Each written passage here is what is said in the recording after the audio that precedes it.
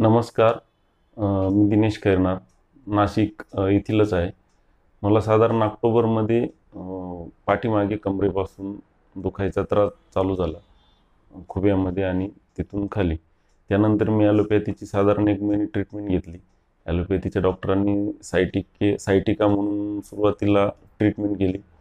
त्याच्यानंतर त्या ट्रीटमेंटमध्ये काही निष्पन्न न झाल्याने मी MRI केला खुब्यांचा. तर त्या MRIमध्ये डाव्या खुब्याला 2nd ग्रेडचा AVN डिटेक्ट झाला. उजव्या खुब्याला तेव्हा AVN नव्हता. नोव्हेंबरमध्ये डिटेक्ट झाल्यानंतर मी ते मेडिसिन संपल्यानंतर मला थोडा परत पेन जाणवायला लागला.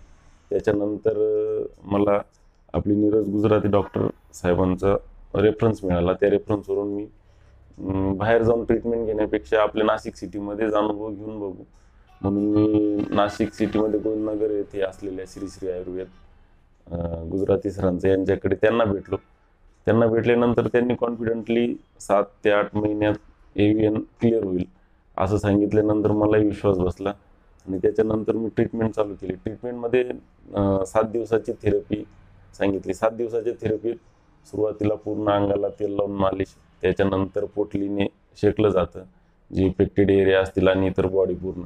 त्याच्यानंतर स्टीम दिला जातो. स्टीम नंतर इनिमा म्हणजे बस्ती दिला जातो. एका दिवशी काड्याचा, पोट साफ होण्याचा आणि दुसऱ्या दिवशी ऑइलचा. अशा प्रकारे 7 दिवस थेरपी चालते आणि त्या थेरपी दरम्यान सरांचे मेडिसिन देखील चालतात.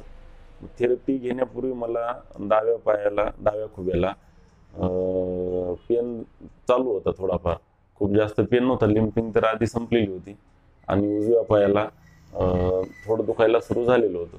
उजव्या पायाला सुरुवात झालेली होती.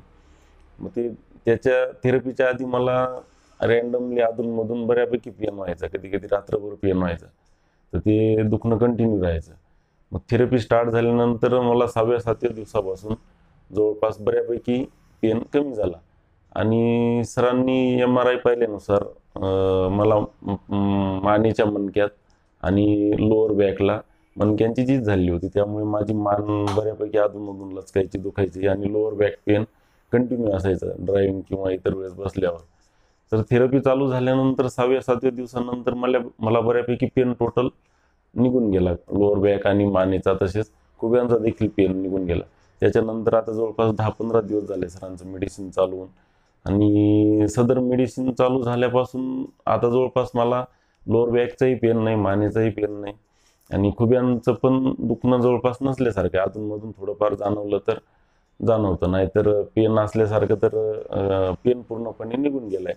तसंच सदर थेरपी दरम्यान या थेरपीपूर्वी मला थोडं डोकं जड झाल्यासारखं, फ्रेश वाटायचं नाही, थोडं डल झाल्यासारखं, लिथर्जी आल्यासारखं वाटायचं. थेरपीनंतर बऱ्यापैकी फ्रेशनेस येऊन गेला आणि पूर्ण बॉडी हलकी होऊन पूर्ण रिज्युनेट म्हणतो आपण तसं, पूर्ण बॉडी हे झाली, पुनर्जीवित झाल्यासारखं आणि माइंड देखील फ्रेश झालं. पोट साफ व्हायला लागलं, पूर्ण फ्रेश वाटायला लागलं.